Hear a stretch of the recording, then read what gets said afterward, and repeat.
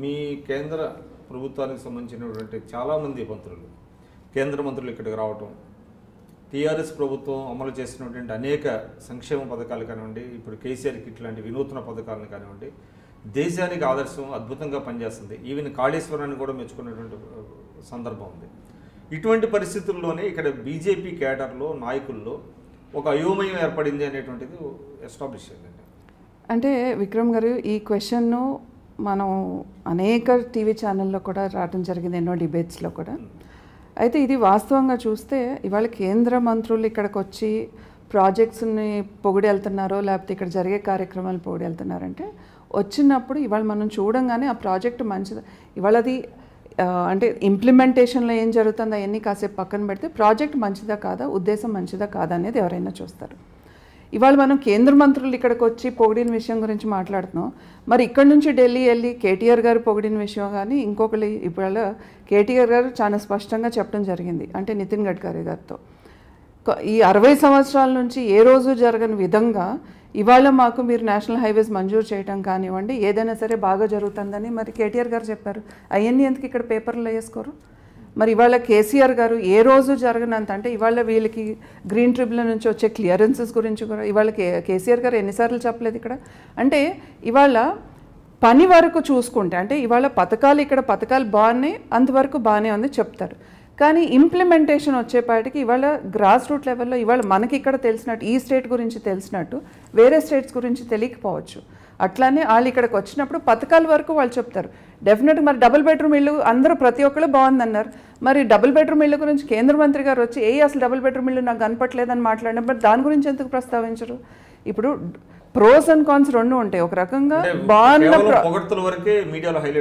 డెఫినెట్గా ఇవాళ ఇద్దరు చంద్రులు దే ఆర్ వెరీ ఫేమస్ అండి. వాళ్ళకి కావాల్సినట్టుగా మీడియాని మేనేజ్ చేసుకోవటం, ఒకళ్ళేమో మేనేజ్ చేసుకుంటారు, ఇంకొకళ్ళేమో బెదిరించి చేయించుకుంటున్నారు. సో ఏదైనా సరే వాళ్ళిద్దరూ they are very famous in it and they are successfully doing it. కానీ ఎంతకాలం చేస్తారు అంటే ప్రజలు వచ్చినప్పుడు అమిత్ షా గారు హైదరాబాద్ వచ్చి మేము దాదాపు 1,00,000 కోట్ల పైగా తెలంగాణకి ఇచ్చాము అని చెప్పినప్పుడు కేసీఆర్ గారు స్పష్టంగా ఆయన హెడ్ టు హెడ్ అన్నీ చెప్పారు, ఎలా వచ్చింది, ఎంత వచ్చింది అనేటువంటిది. దాదాపు 60,000 కోట్లు మాత్రమే వచ్చింది అనేటువంటిది ఆయన ఎస్టాబ్లిష్ చేశారు. దానికి మీ దగ్గర సమాధానం లేదు. అంటే విక్రమ్ గారు, అమిత్ షా గారు నల్గొండలో ఎప్పుడైతే చెప్పారో ఆ తర్వాత ఒక మ్యారథాన్ ప్రెస్ మీట్ పెట్టి గంటల తరబడి ఏనాడు మన హిస్టరీ ఆఫ్ పొలిటికల్, అంటే మన రాష్ట్రం ఏర్పడినాక ఒక సీఎం అంతమందిని కూర్చోబెట్టుకుని, అంటే డబుల్ కాదు అదే చెప్తున్నా, అంతమందిని కూర్చోబెట్టుకుని అన్ని గంటలు మాట్లాడారు అంటే ఆయన ఇన్సెక్యూరిటీ ఏంటనేది అక్కడే అర్థమైపోతుంది. ఒకటి ఆయన మాట్లాడిన దానికి ఇమీడియట్గా ఇక్కడ జరిగిన సభలోనే అమిత్ షా గారు చెప్పడం జరిగింది ఏ రకంగా వచ్చినాయి ఏంటి అనేది. సో అక్కడే దాన్ని క్లారిఫై చేయడం ఇమీడియట్గా, ఇక్కడ ఒక పక్కన ఈయన ఇక్కడ ప్రెస్ మీట్ పెట్టి ఏదైతే మాట్లాడారో ఇమీడియట్గా అక్కడ సభలో అమిత్ షా గారు దాని గురించి చెప్పడం జరిగింది. ఆ తర్వాత మా నాయకులందరూ కూడా మాట్లాడడం జరిగింది, దాని గురించి క్లారిఫికేషన్ ఇవ్వడం జరిగింది. సో ఒకటి చెప్పండి కాస్త, అంటే జాతీయ రాజకీయాల విషయానికి వస్తే, అంటే దాదాపుగా ఒక ఫ్యూ మంత్స్ బ్యాక్ వరకు చూస్తే ఒక ఫార్మిడబుల్ ఫోర్స్ లాగా బీజేపీ కనపడింది. కానీ ఎప్పుడైతే కర్ణాటక ఎలక్షన్స్లో, అంటే అంతకుముందు గుజరాత్ ఎలక్షన్స్లో కూడా చావు తప్పి కన్ను లొట్టబోయినట్టుగా కొంచెం బయటపడటం, కర్ణాటకలో అయితే దాదాపు విజయపోట అంచుల దాకా వచ్చి వెనక్కిపోవటం, ఇవన్నీ చూసిన తర్వాత అంతకుముందు చూసినప్పుడు కొన్ని అంటే ఉప ఎన్నికల్లో చాలా ఘోరంగా పరాజయం పొందడం, ఇవన్నీ చూసిన తర్వాత బీజేపీ స్లైడ్ ఏదైతే ఉన్నదో, అంటే స్లైడ్ అవుతున్నది చాలా వేగంగా పడిపోతుంది, దాని గ్రాఫ్ పడిపోతుంది, మోడీ గారి గ్రాఫ్ పడిపోతుంది అనేటువంటిది ఒకటి వచ్చింది. అంటే ఇవన్నీ చూస్తే ఇక్కడ తెలంగాణలో కానివ్వండి, అటు ఆంధ్రాలో కానివ్వండి, దక్షిణాదిలో ఎస్పెషల్లీ దక్షిణాదిలో బీజేపీ అంటే ఒక ముఖద్వారంగా వస్తుంది కర్ణాటక అనుకున్నారు, అది జరగలేదు. అంటే దక్షిణాదిలో బీజేపీ కాలు పెట్టడం అనేది అసంభవం అనేటువంటిది ఒకటే వస్తుంది. బీజేపీకి ఏదో గ్రాఫ్ పడిపోయిందనో లేకపోతే మోడీ గారి గ్రాఫ్ ఏదో పడిపోయిందనేది I think all the elections have proved it. ఇవాళ మీరు దేశవ్యాప్తంగా, అంటే 2014లో మేము ఎన్ని రాష్ట్రాల్లో అధికారంలో ఉన్నాము, ఇవాళ ఎన్ని రాష్ట్రాల్లో అధికారంలో ఉన్నామని చూస్తే వెరీ క్లియర్ కట్గా గ్రాఫ్ పెరిగిందనే కానీ ఎక్కడ తగ్గిందనేది లేదు. రెండోది, మీరు కర్ణాటక ఎలక్షన్స్ గురించి చెప్పారు. కర్ణాటక ఎలక్షన్స్లో మీరు చూస్తే ఇవాళ 40 సీట్ల నుంచి 104కి వచ్చింది ఏ పార్టీ అంటే బీజేపీ. కాంగ్రెస్ 122 నుంచి 78కి రిస్ట్రిక్ట్ అయింది. ఇవాళ నిన్న ఒక 2 పెరిగినాయి. సో 122 నుంచి 78, 79కి వచ్చిన కాంగ్రెస్ పార్టీది పెరుగుదల అనుకోవాలా, లేకపోతే 40 నుంచి 104కి వచ్చి పెరిగిన పార్టీది పెరుగుదల అనుకోవాలా?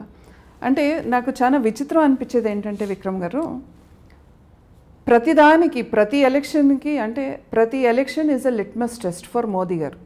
అంటే అది బై ఎలక్షన్ కానివ్వండి, పంచాయతీ ఎలక్షన్ కానివ్వండి, ఏ ఎలక్షన్కైనా ఇక్కడ గెలిస్తేనే మోడీ గారు గ్రాఫ్, లేకపోతే లేదు అన్నట్టుగా ప్రతి ఒక్కళ్ళు దాని గురించి మాట్లాడుతున్నారు. మరి ఎన్ని ఎలక్షన్స్ ఓడిపోయినా ఇంకా రాహుల్ గాంధీ ఓడిపోయినట్టు అనేది ఒప్పుకుంటారు? ఒకసారి మీడియా కూడా చెప్పాల్సిన అవసరం ఉంది కదా. ఇవాళ గుజరాత్లో అంటే ఒక 4 టర్మ్స్ 5 టర్మ్స్ ఆల్మోస్ట్ 5 టర్మ్స్ అక్కడ బీజేపీ ప్రభుత్వం ఉంది.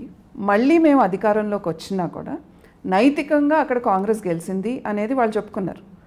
ఇప్పుడు అక్కడ మేమే గవర్నమెంట్ ఫామ్ చేసినా కూడా నైతికంగా కాంగ్రెస్ గెలిచింది అని వాళ్ళు చెప్పుకున్నారు. అంటే వాళ్ళకి నాయకులు లేకపోయినా అరువు తెచ్చుకున్న నాయకులతో వాళ్ళు అక్కడ ఎలక్షన్ నడిపించినా కూడా నైతికంగా గెలిచామని చెప్పారు. మరి వాళ్ళ కర్ణాటకలో ఏమని చెప్తారు? నైతికంగా గెలిచారా, ఏ రకంగా గెలిచారు దానికి కూడా చెప్పాలి కదా. ఇవాళ 122 నుంచి 78కి వెళ్ళిన కాంగ్రెస్ది గెలుపా అంటే వాళ్ళు ఏమని చెప్పారు? సిద్ధరామయ్య గారు చేసిన డెవలప్మెంటే మమ్మల్ని గెలిపిస్తుంది అని రాహుల్ గాంధీ గారు ప్రతి చోటకి వెళ్ళి చెప్పారు. అసలు ఎక్కడ ఎలక్షన్ దీనికి రాని సోనియా గాంధీ గారు కూడా ఒకసారి వచ్చి ప్రచారం చేసి వెళ్ళారు. అంటే నేను అనేది ఏంటంటే ఇవాళ అసలు Congress is slowly it has almost lost its అన్ని స్టేట్స్ని పోగొట్టుకుంటూ వచ్చింది. ఇవాళ last biggest hope was Karnataka. కానీ కర్ణాటకలో ఇవాళ ఎట్లా రెస్ట్రిక్ట్ అయ్యారు? యాజ్ సెకండ్ లార్జెస్ట్ పార్టీ ఇవాళ ఏం చేశారు? థర్డ్ లార్జెస్ట్ పార్టీని తీసుకొచ్చి ఇవాళ అధికారంలో వాళ్ళు అంటే ఒక సీఎం పీఠాన్ని వాళ్ళని ఎక్కించారు. మీరు ఇంకొక విషయం కూడా గమనించాల్సింది ఏంటంటే ఇవాళ కర్ణాటక ఎలక్షన్స్ అప్పుడు జేడీఎస్కి ఓటేస్తే బీజేపీకి ఓటేసినట్టే అని వీళ్ళు ప్రచారం చేశారు కదా. ప్రతి కాంగ్రెస్ మెన్ ప్రతి నూక్ అండ్ కార్నర్ మాటలు ఉపసంహరించుకుంటున్నామని కూడా చెప్పారండి మాటలు. ఎస్, ఎందుకంటే ఇవాళ వాళ్ళకి అవసరం ఇవాళ అన్ని అంటే అంతకుముందు జేడీఎస్ వాళ్ళు కూడా కాంగ్రెస్ వాళ్ళని మేము పవర్లోకి వస్తే కాంగ్రెస్ వాళ్ళని జైల్లో పెట్టిస్తాం, సిద్ధరామయ్య గారు చేసిన కమిషన్ వ్యాపారాలు కానివ్వండి అన్ని పర్సంటేజ్లు తీసుకోవటం కానీ ఇవన్నీ చెప్పారు. మరి వాళ్ళు ఎంతమందిని జైల్లో పెట్టిస్తారు ఏంటో మనం చూద్దాం. కుమారస్వామి గారు నిజంగానే జైల్లో పెట్టిస్తారు. నేను ఒక 3 months అక్కడ పనిచేయడం జరిగిందండి కర్ణాటక ఎలక్షన్స్. 3 months అక్కడే ఉన్నానండి. నాకు యలహంక కాన్స్టిట్యున్సీ ఇన్ఛార్జ్గా పంపించారు.